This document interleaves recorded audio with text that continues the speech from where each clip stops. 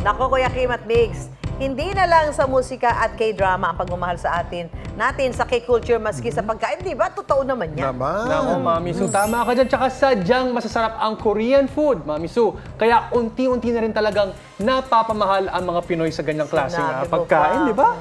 Kaya kahit yung di popular, game na rin nating tikman. Tara't maki K-food trip sa kwentong inalam ni Katrina Son. Sarap. Parang mas perfect.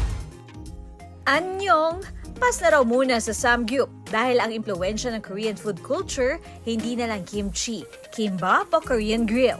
Ang star muna ng hapag, leveled up Korean-style fried chicken at Korean pizza.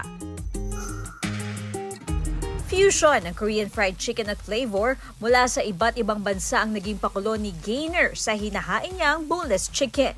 May 13 flavor ng manok si Gainer, pero ang binabalik-balikan, ang Irish whiskey cream, Korean fire, Filipino creamy chicken sisig at Rosa Italiano pizza al pollo. Concept kasi namin is yung flavors sa iba't ibang bansa. Goal namin is maging destination kung saan yung mga parang kakaibang lasa, kakaibang experience ng pagkain, doon siya mag-intertwine. Animoy travel itinerary ang pakulo ni Gainer para matikman ang iba't ibang fried chicken. Yung pagtimpla sa kanya, may special sauce kaming ginagamit. Ang manok, pagugulungin sa harina sa kaipiprito. Double frying ang diskarte ni Gainer para makuha ang Korean na lutong ng manok. Saka ito ilulubog o papahiran ng special sauce. Para achieved ang sisig taste, nilalagyan din ito ng sibuyas at sili. Ang Korean fire chicken, tulad sa mga mukbang, hindi nawawala ang melted cheese. At ang malapitsa namang manok, sasamahan din ng keso, pepperoni at olives. Ang mga manok pwedeng ma-enjoy ng may kasamang kanin.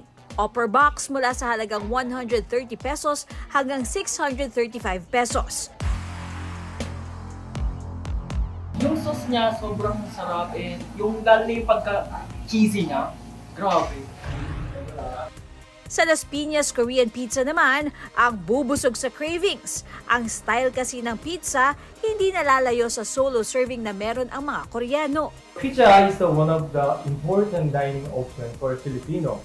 We finally break away this limitation to bring in the solo pizza. We saw how popular it was in Korea and we also saw the potential in the Philippines. Rectangular pizza ang naisip na hugis ng owner na si Leo para mas feel daw ang single serving ng pizza. Handmade ang ginagamit na dough sa Korean pizza. Maging ang flavors, syempre, Korean-inspired. Meron po kami 15 flavor ng pizza and we also have a Korean-inspired menu like a spicy bulldog pizza. Para sa spicy bulldog chicken pizza, lalagyan ng pizza sauce ang dough. Sasamahan ng cheese, bell pepper, mais, spicy marinated chicken at olives. Kung Korean corn dog naman ang hilig, nandyan ang Korean sausage pizza. Ang laman ng Korean sausage pizza, keso, Korean sausage, bell pepper, pickled relish, mais at ground beef. Lulutuin ang pizza ng 10 hanggang 15 minuto. It is our privilege to introduce our Korean food, which is already trend in Korea. Hindi na lang traditional Korean food ang bumubusog sa atin. Dahil pagdating sa mga pagkain, bentang-benta rin ang mga bagong gimmick.